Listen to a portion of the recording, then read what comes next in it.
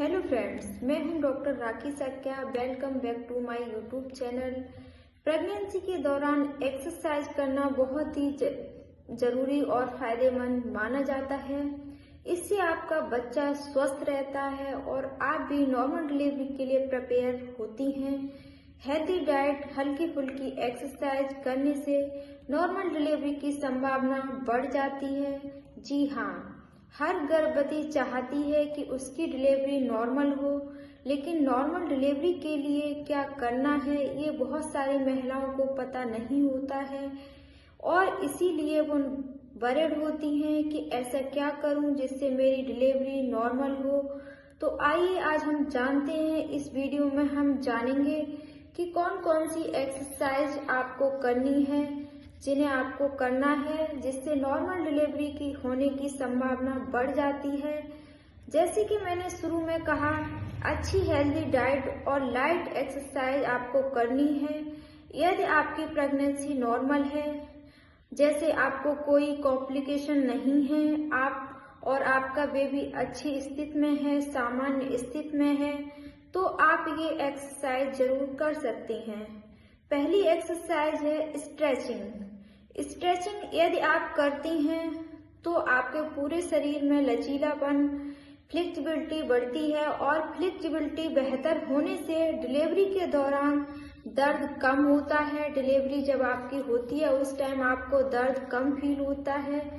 Stretching से तनाव मुक्त आप रहती हैं और आप स्ट्रेचिंग करती हैं तो इस क्रिया को 20 से 30 सेकंड तक आपको बनाए रखना है।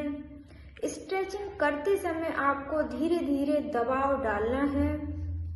स्ट्रेचिंग की क्रिया आप 20 to 30 सेकंड तक बनाए रखेंगी और इसे आपको दोहराना है 5 से 6 बार। ध्यान रहे, यदि आपको स्ट्रेचिंग करते समय आपको दर्द रहता है तो आपको जबरदस्ती स्ट्रेचिंग नहीं करनी है। नंबर 2 है, दूसरा है वॉकिंग। वॉकिंग यानी टहलना। यदि आप नियमित वॉकिंग करती हैं प्रेगनेंसी में तो ये बहुत ही अच्छा लाभ मिलता है नॉर्मल डिलीवरी में। वॉकिंग सेहत के लिए अच्छा है और वॉकिंग नॉर्मल स्पीड से आपको करनी है। 30 से 40 मिनट, मतलब 30 से 40 मिनट तक आप वॉक करेंगी। आप डेली वॉक कर सकती हैं।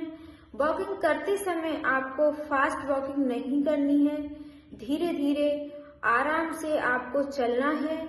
जब आप वॉक करती हैं तो आपके पूरे शरीर में फुर्ती और एनर्जी बनी रहती है।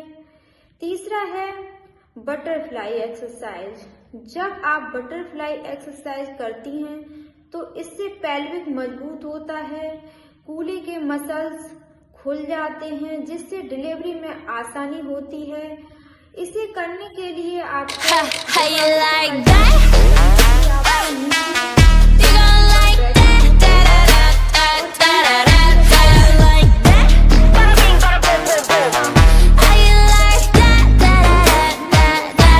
पेल्विक की तरफ लाएं। इसके बाद पैरों के तलवों को एक साथ लगाकर घुटनों को अपोजिट डायरेक्शन में हिलाएं। 5 से 6 बार आप इस एक्सरसाइज को रोज कर सकती हैं। स्पेशली ये एक्सरसाइज आपको 9वें महीने में करनी है। नंबर 4 है, चौथा है ब्रीथिंग एक्सरसाइज। जब आप ब्रीथिंग एक्सरसाइज करती हैं जिसमें आप प्राणायाम कर सकती हैं, इन्हें करने से आपको ऑक्सीजन भरपूर मात्रा में आपके शरीर में जाएगा और बेबी तक पहुंचेगा। ऑक्सीजन की डिमांड फुलफिल होगी। प्राणायाम में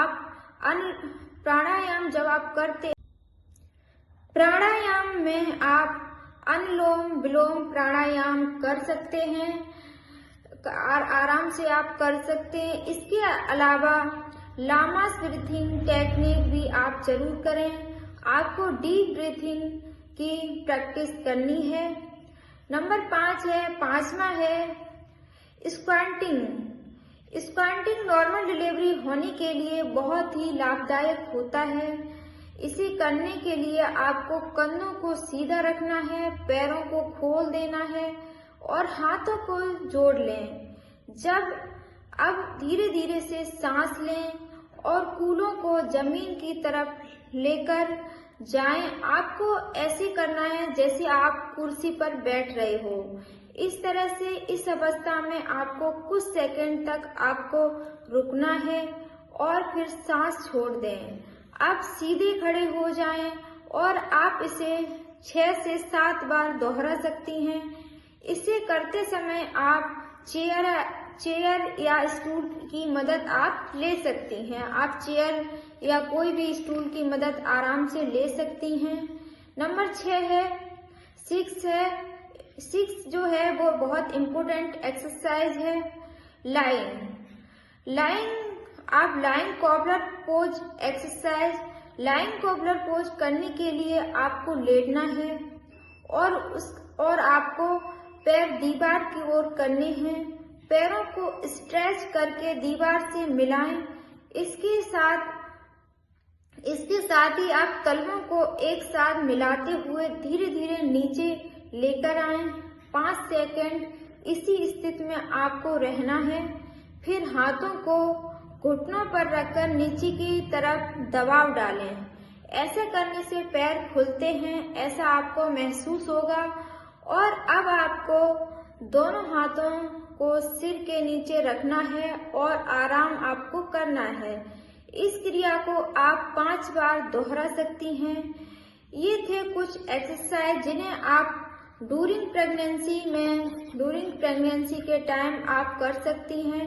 लेकिन ध्यान रहे, इन एक्सरसाइज करने के पहले आपको अपने गायनेकोलॉजिस्ट की सलाह जरूर लेनी है। आइए अब बात करते हैं इन एक्सरसाइज को आप किन परिस्थितियों में नहीं करना है।